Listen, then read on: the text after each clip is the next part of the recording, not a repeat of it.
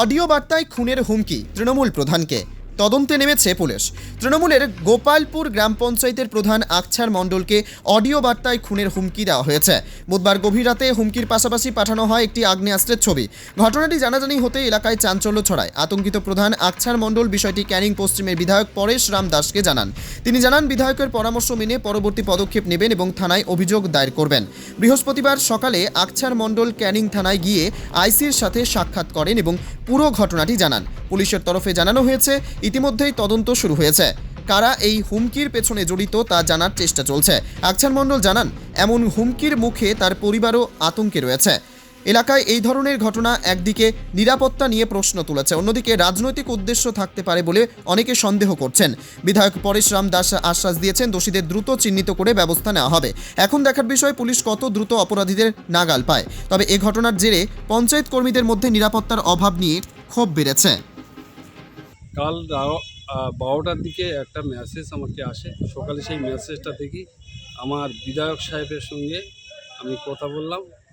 আমার বিধায়ক সাহেব বলেছে কাউকে বলতে হবে না, আমি আইসিকে বলে দেবো, আর বাকিটা সাংবাদিকরা আমার সামনে কথা বলে নেবে, বাকিটা আমি দেবো। মানে কারা হুমকি দিচ্ছে বলো তো? ওটা আমি বলতে পারছি না কারা হুমকি দিচ্ছে।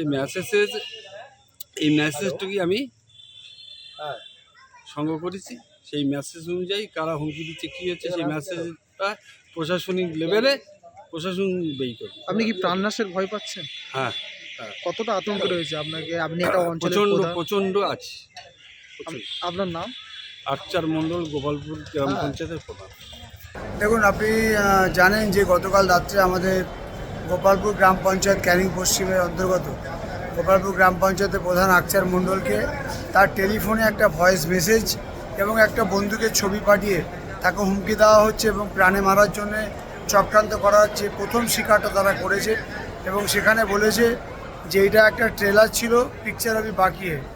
আমি আপনাদের বলে রাখি যে ঠিক 1-2 বছরের মধ্যেই আমাদের যুব নেতা মহরম খুনকে এভাবে খুন করেছিল রাত্রিবেলা। গত বছর ওই গোপালপুর অঞ্চলে 3 জনকে আমাদের তৃণমূল কংগ্রেসের কর্মীকে খুন করে কুপিয়ে এবং বন্দুকের গুলি দিয়ে তাকে হত্যা করা হয়েছিল। এই 4 জন আমাদের দলের কর্মী, তারা গোপালপুর এবং নিকারিঘাটা গ্রাম পঞ্চায়েতের মধ্যেই খুন হয়েছিল। আমার ভয় লাগছে বা আমরা দুশ্চিন্তার মধ্যে আছি যে যত আস্তে আস্তে বিধানসভা এগিয়ে আসবে, যত নির্বাচন এগিয়ে আসবে, তত আমাদের বিরোধীরা যারা আছে বা যারা এই ধরনের কাজ করে বেড়ায়, তারা চক্রান্ত করে আমাদের দলের কর্মীদের উপর অত্যাচার করবে বা খুন করবে।